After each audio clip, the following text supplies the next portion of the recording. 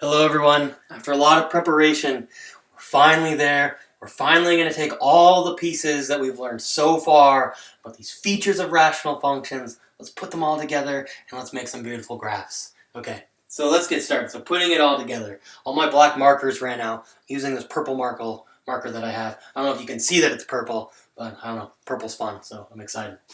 Okay. So let's just do a couple examples. Okay. So in these very first examples, I'm going to be going through a lot of detail and trying to convince you about why certain things are behaving the way they are.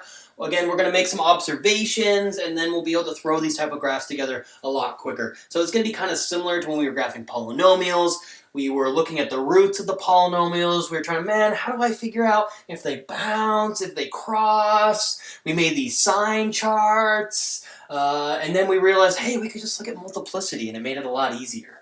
So we'll be doing similar things like that for the first couple examples. So our first example, I'm going to need a lot of room. So let's move it up here. So our first example. So what we want to do is we want to graph. We want to graph r of x.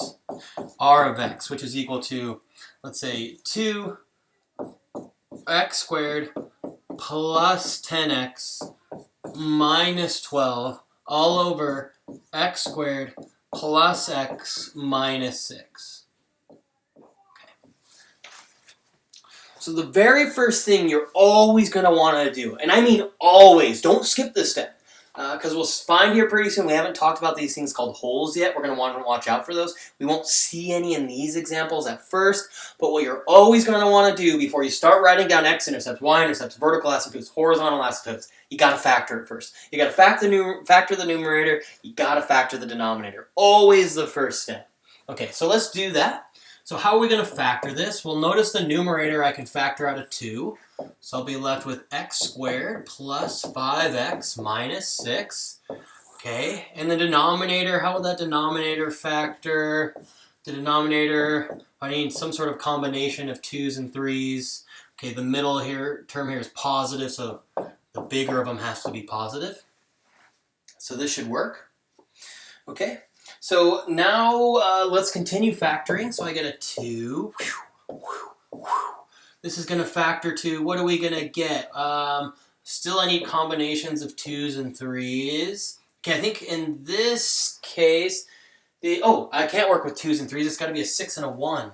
A 6 and a 1. And this number here is positive, so the smaller of them has to be positive. There we go. That should work. Okay. So, and then the bottom, we have an x minus 2 times an x plus 3. So this is how that polynomial will factor to leave ourselves some room. Hopefully we can see that purple okay. Looks okay. All right, so let's go ahead and write this polynomial's factored form. So we have a 2 times, make sure I don't get in that glare, 2 times x plus 6 times x minus 1 all over. What do we have here? We have an x minus 2 and an x plus 3. Beautiful. Okay. So we have this polynomial and its factor, this rational function in its factored form, we'll say. Okay, so what's great about having in this factored form is I can quickly start writing down all these key features. Okay, so let's write them down. Okay, over here. Let's talk about the y-intercept. The y-intercept. Okay, well, where will the y-intercept happen? That's when I'm going to plug in 0. So r of 0, I'm going to be left with, what, a negative 12 over a negative 6. So r of 0 is 2. So we have our y-intercept is at 0 and 2. Okay, we also want to look for our x-intercepts. So the x-intercepts happen for the outputs of the function. I want to know the outputs, the x values that make the output 0. But that's just going to be when the numerator is 0, so that's just going to be when 2 times x plus 6 times x minus 1 is equal to 0. So I hope we can see that's going to be when x is equal to negative 6. So one x-intercept will be negative 6 and 0, and another x-intercept will be 1 and 0. Beautiful. Okay, let's look for, how about we do vertical asymptotes? Okay, remember that's when the denominator is 0, or when my function is undefined. Notice my function is undefined, so this is going to be, how about, this is when, then this is when r of x is undefined. I'll just put und.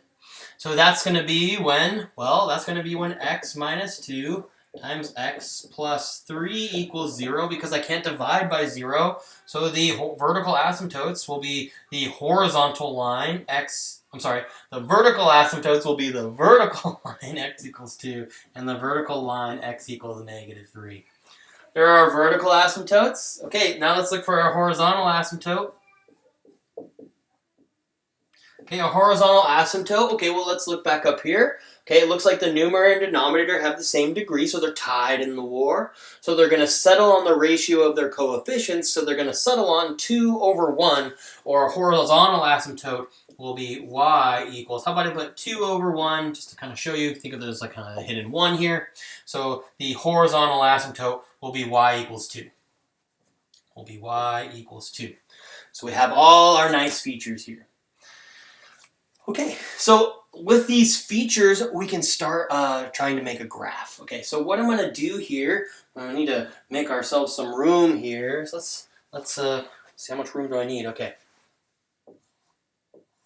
Let's draw an axis. I'll erase a little bit of this. Okay, so let's write down what we know so far. Okay, we know its y-intercept is at 0, 2, 1, 2. Okay, so I know the graph goes through here. Okay, I got our x-intercepts at negative 6, so here's negative 6. And we also have an x-intercept at 1 and 0. Okay, so the graph crosses through those. Okay, so erase a little bit of this as we go. Okay. Okay, we have our vertical asymptotes at x equals 2. So here is 2. We're going to have a vertical asymptote here. And we also have one at negative 3. We'll also have a vertical asymptote here. And our horizontal asymptote is y equals 2. So here's our horizontal asymptote. Okay. So this is kind of a blueprint that's going to help us piece the graph together. Okay, so let's do it. Let's piece this together. Okay, so what must be true? Now, oftentimes, what I like to do is I really try to puzzle my way through a lot of these here. So let's think for a second. Let's see, what's going to happen around negative 6 here?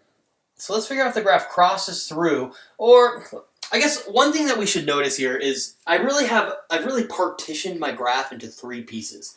They have broken up with these vertical asymptotes. I have a space here I need to fill in. I have a space here I need to fill in. I have a space here I need to fill in. And what I'm going to try to actually think to myself about is I need to think about really how is the graph going to cross through, how is it going to cross through these x-intercepts? Are they going to cross through? Are they going to bounce? How is the graph going to behave around the asymptotes? Is it going to go up like this? Is it going to go down like this? So we got to figure out the behavior around the zeros. We got to figure out the behavior around the zeros and around the asymptotes. Okay, I'm going to piece this together. I like to puzzle my way through these. I think the easiest way to think about, or what's going to have to happen here, is what's going on over here on this side over here. Okay, let's look at over here. Notice here, what do I know about this portion over here? What I know is that the graph has no x-intercepts over here. So let's think about how the graph has to behave around this asymptote. On the right-hand side, the graph could do one of 2 things. I'll write it in red. The graph could be coming up to the asymptote like this, or the graph could be approaching the asymptote going downward. Now, which one does it have to be? I'm going to argue that it has to be this one. Why? Well, the graph has to settle on this end behavior. Assume for a second that the graph approached the asymptote on the right side of 2 going down. Well, what's it going to have to do? It's going to have to come back up and it's going to have to cross through the x-axis and settle on its horizontal asymptote. But this is impossible because there are no x-intercepts over here. So this can't be right. This can't be right. This can't be right. I have to have the graph do this.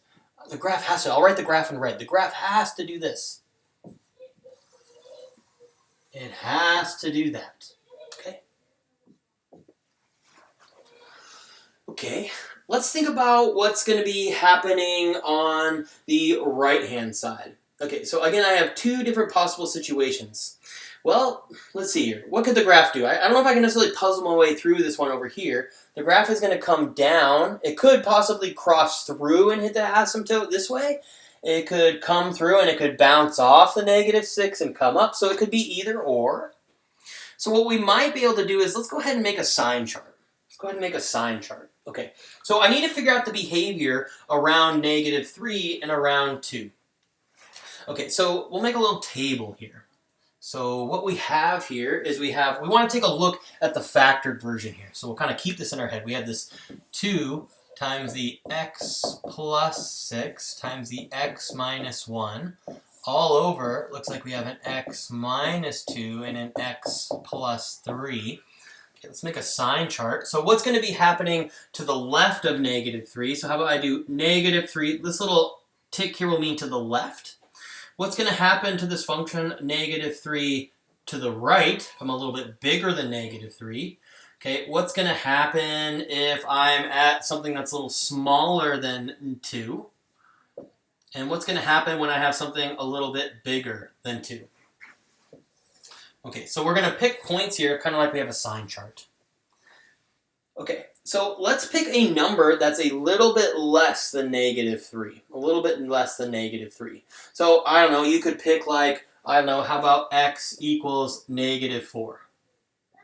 So I just want to know, is the graph above the x-axis here or below the x-axis here? Okay, so we'll just look at our function here. Again, I don't care what the output is at -4. I don't care what the output is at -4. I just want to know whether it's positive or negative. Okay, well, let's see, if I plug in, I'm going to kind of ignore the 2. The 2 is always positive, but for this factor, if I plug in -4 plus 6, I'm going to get a positive number. Okay, then over here, when I plug in -4, I'm going to get a -4 minus 1, I'm going to get a negative number. And then when I plug in -4 or -4 minus 2, I'm going to get a negative number here. And if I plug in a -4 there, I'm going to get a negative. So what must be true? I have a negative in the top. I got a positive in the bottom. The net result here will be negative. So what this tells me is that the graph must be below the x-axis. So what must be true is that the graph must be doing this. The graph must be doing this. Must be coming up from the bottom and coming up here to the -6. Okay, now, is it going to cross through -6 or is it going to bounce? Let's try to think about it here for a second. Well, it has to cross through. Notice it has to wind up onto my horizontal asymptote. So if it were to bounce, it would have to come back up, which means there'd have to be an extra x-intercept, which we don't have. This can't be true. It has to cross through. It has to cross through.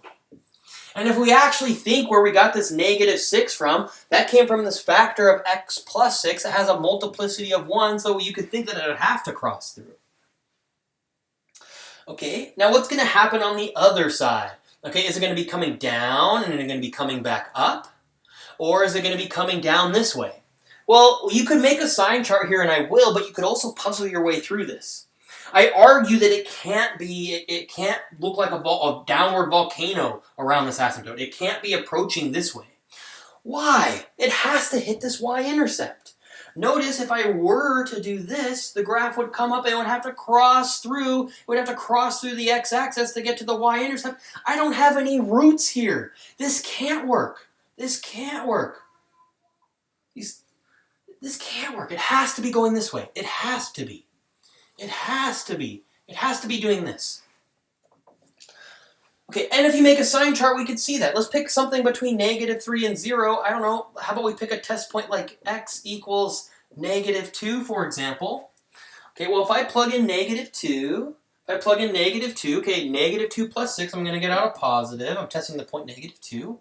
I would get another negative here from -2 minus 1. Okay. I would have a -2 minus 2. I'm going to get a -4. That's a negative number. And here, I'm going to get what? I'm going to get a -2 plus 3. I'm going to get out a positive number here. Okay, so notice that I'm going to have a negative in the bottom, a negative in the numerator, a negative in the denominator. A negative divided negative is a positive. So I knew it had to be approaching above the x-axis. It has to be approaching this way. And let's take a note of something here. Notice what's happening to all these different factors when I'm on either side of -3. Well, the only thing that could possibly flip sign when I'm one side of -3 on the other side is this x plus 3 factor. Notice that all the other factors are staying the same. It was positive, it was negative, it was negative. Notice it's only this x plus 3 factor that's flipping sign. And that's why, once it was going down, then it's going to go up.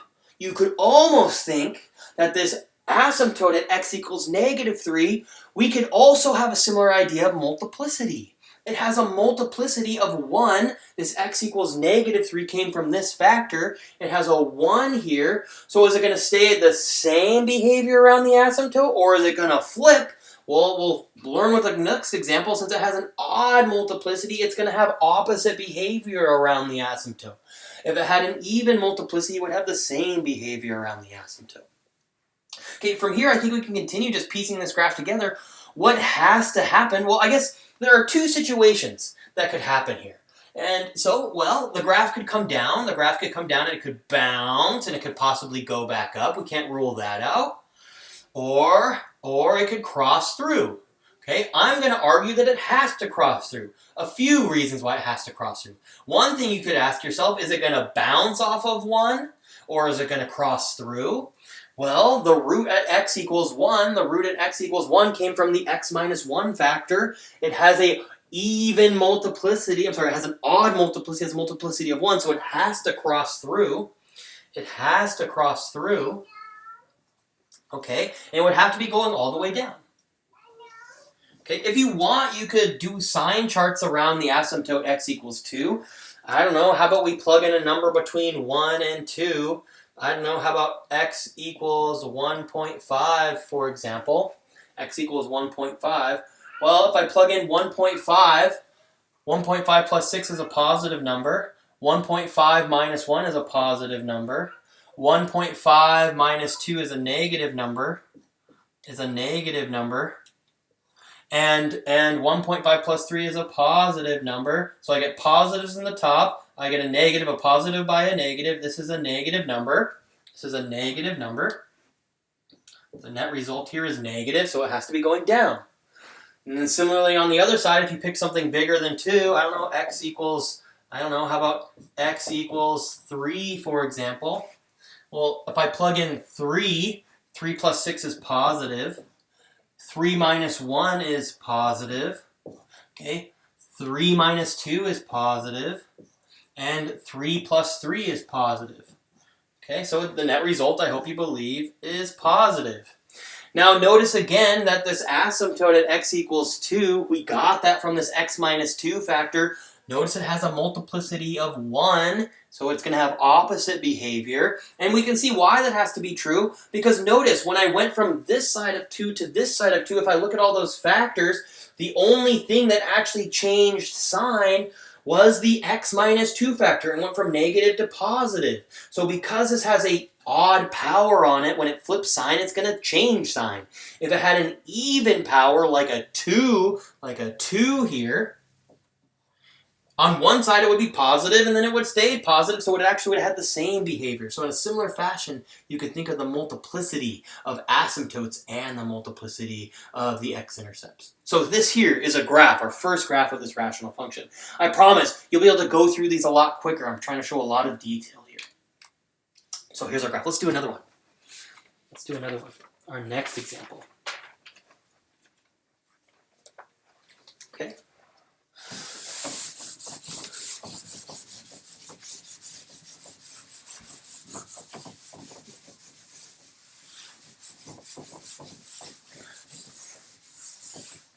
our next example.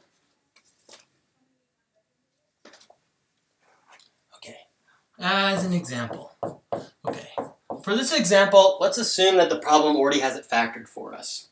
Okay, so let's say, for example, we have a rational function, and let's say it's 2 times an x plus 3, a 2 times an x plus 3 times an x minus 2 squared, all over, how about an x plus 2 squared times an x minus 3? Okay, so we're going to go ahead and graph this. All right, so let's write down all of our features of the graph. Maybe what I'll do is I'll start recording those features on a graph while we list them. Okay, let's start with the y-intercept. The y-intercept is going to happen when I evaluate this function at 0. So if I plug in 0, I'm going to get a 2, a 0 plus 3, so I'll just get a 3 times a negative 2 squared. All over, I'm going to get a 0 plus 2, or how about just a 2 squared times a negative 3. That's when I replace all my x's with zeros. So what are we going to get? We're going to get what? This is a 6 times a 4, so we're going to get a 24 all over a 4 times a negative 3. That's a negative 12. So it looks like we get out what? Negative 2. So our y-intercept is at 0, negative 2. So let's mark that. Negative 1, negative 2, 0, negative 2. This is our y-intercept. Okay. Let's look for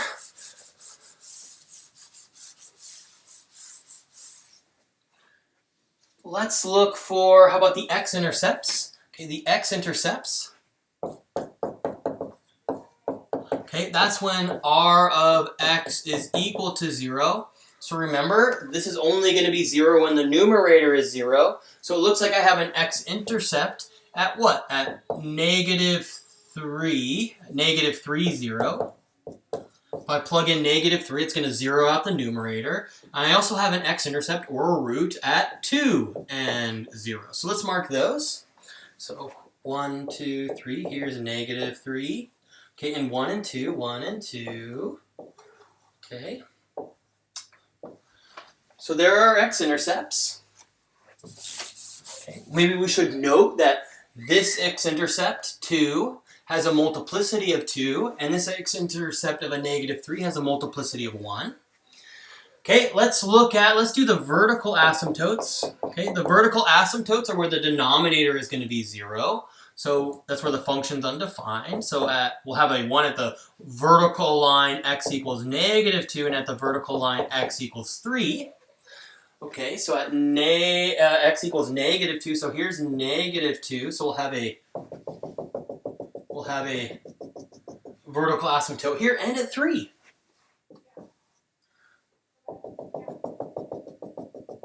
Beautiful. Okay, now let's figure out our horizontal asymptotes. Okay, well, let's think about what's going to happen here. We should ask ourselves what the degree of the numerator and denominator is. So horizontal asymptotes. So remember when we were talking about polynomials, if they're in their factored form, we can actually find what the degrees are by counting the exponents. So I have an exponent of 1 and a 2 here, so I have a degree 3. This is a degree 3 divided by a 1, 2, by over a degree 3. Okay. So in this case here, the numerator and denominator are tied in their are tied in the war. And if you were to expand all of this, I would have, if I covered up this 2, if I foiled the x minus 2 squared, I'd have an x squared plus a bunch of stuff, times another x plus 3. I'm going to get an x cubed for our leading term, but I'm multiplying it by 2, so I have a 2x cubed for our leading term, plus pow, pow, pow, pow. And in the bottom, if I expanded all this, I'm going to get an x cubed plus a pow, pow, pow, pow, pow, pow. Okay, so since they're tied in the war, we actually have that they'll settle on the ratio of their coefficients. So again, in this case here, we have y equals 2. 2 divided by 1 will be our horizontal asymptote. So here's 2. Okay. So now, let's go ahead and piece this graph together. Okay. So now what I'm going to look at in a similar way we did before is, again, over on this right-hand side. Again, you can make some sign charts here, but I just find it more fun to puzzle my way through these when I can. Okay, now on the right side over here, I want to think about whether the graph is approaching this way or approaching this way. I argue that it has to be approaching this way. Well, why? There are no x-intercepts over here. If it were to approach going downward, it would have to come back up and hit its end behavior or hit the horizontal asymptote. I have no x-intercepts over here. This is impossible. This can't happen. This can't happen. Okay? So I know that the graph has to do this. Okay? Let's see what else we can do here. Okay, well, I mean, we could puzzle our way through what's going to have to happen over here. Okay, well, what could happen? Okay, well, there's two situations. It could be going down. It could come up, and it could bounce off the 2 and then go through the y-intercept and go back down. It couldn't go back up because there are no x-intercepts over here. Or what could it do? It could come up. It could cross through. But is that possible? Is it possible for it to come up, cross through, but wait a minute, it has to hit its y-intercept. It has to hit its y. So if it's coming from downward, it would have to come up and it would have to bounce and go through. There's no way if it was approaching downward that it would be able to come up and cross through because it would have to come back down and hit its y-intercept. There's no extra x-intercepts. But I guess there is a possibility that the graph could be coming up here and it could be coming down. It would have to cross through in this situation to hit the y-intercept. Okay, so which one is it going to be?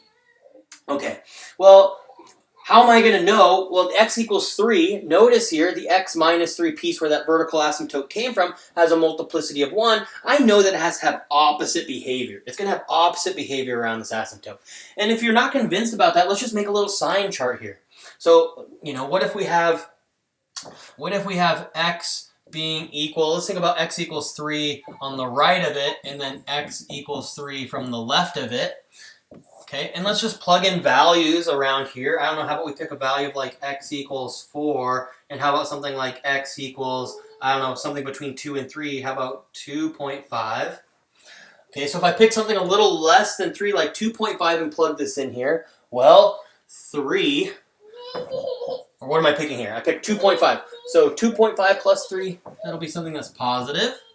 Okay, this is going to be 2.5 minus 2. I mean, it doesn't really matter. I'm squaring it, so it's going to be positive. Okay, it doesn't matter what I plug into here. I'm squaring it, so it's going to stay positive. Okay, and then if I plug in 2.5 minus 3, 2.5 minus 3 will be a negative. So I know the net result here will be a negative.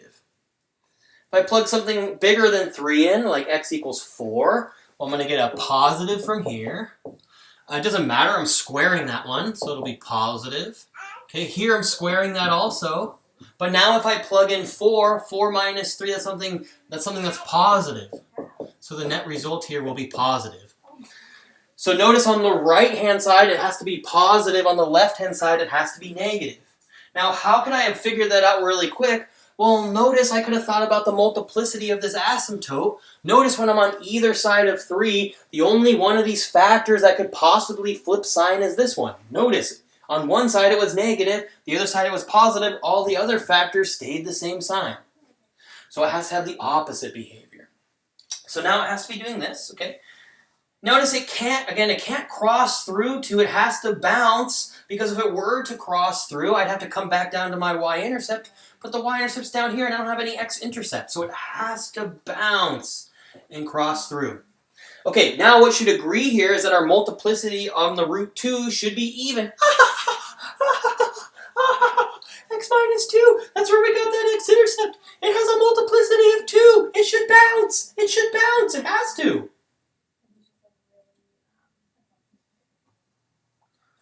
Okay, now, without any work, is it going to be going down or is it going to be going up at this asymptote? It has to be going down. It has to be going down. Notice it can't come back up, because if it did, it would have to have an extra x-intercept here. But I don't have one. So it has to be going down. Okay, what's going to happen on the left-hand side of this asymptote? Well, I argue it's going to have the same behavior. Why? Because when I look at x equals -2 as our vertical asymptote, we got that from this factor. It's being squared. It's going to have the same behavior. And again, let me convince you of that. Let me convince you of that.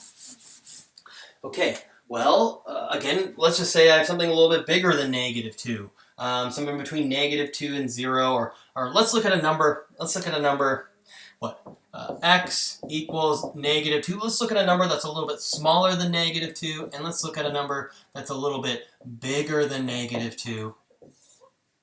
Okay, so let's see what happens here. Okay, so in this region here, how about we pick, like, I don't know, x equals -1. So this is something a little bit bigger than -2. Okay, so over here, okay, -1 plus 3, that's positive. Okay, it doesn't matter, that's being squared, it's going to stay positive. Plugging in -1, that doesn't matter, I'm squaring it, it'll be positive. And then over here, -3 minus 3, that's negative, so the net result here is negative, which is what we had, and we puzzled our way through it rather than using the sign chart. Okay, what about on the other side? What about something a little bit bigger than -2? Something between -3 and -2. I don't know, how about -2.5? Okay, -2.5 plus 3, that's a positive number. It doesn't matter. Whatever I plug in here, I'm squaring it, it'll stay positive.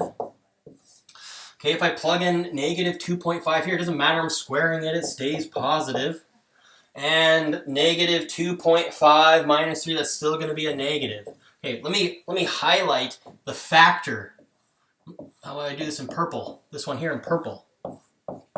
Notice that this piece was being squared, so when I was on either side of -2 here, that factor didn't flip sign because it's being squared. We could think that the multiplicity of this asymptote is 2, so it'll have the same behavior around that asymptote. So I know that the graph has to also be approaching down. It's going to be coming back up. Now, without me looking at the multiplicity of the x-intercept -3, I know it has to cross through. It has to match up with the horizontal asymptote here, so it can't come back down, it can't bounce, come back down, and come back up because I don't have any x-intercepts left. So it has to do this. It has to do this. And here's a graph. Here's a rough sketch of that polynomial here. I'm going to pause on this video here. In the next video, we're going to be doing tons more examples. We'll be doing them a lot quicker rather than always having to make these sign charts. We'll see you then. Take care.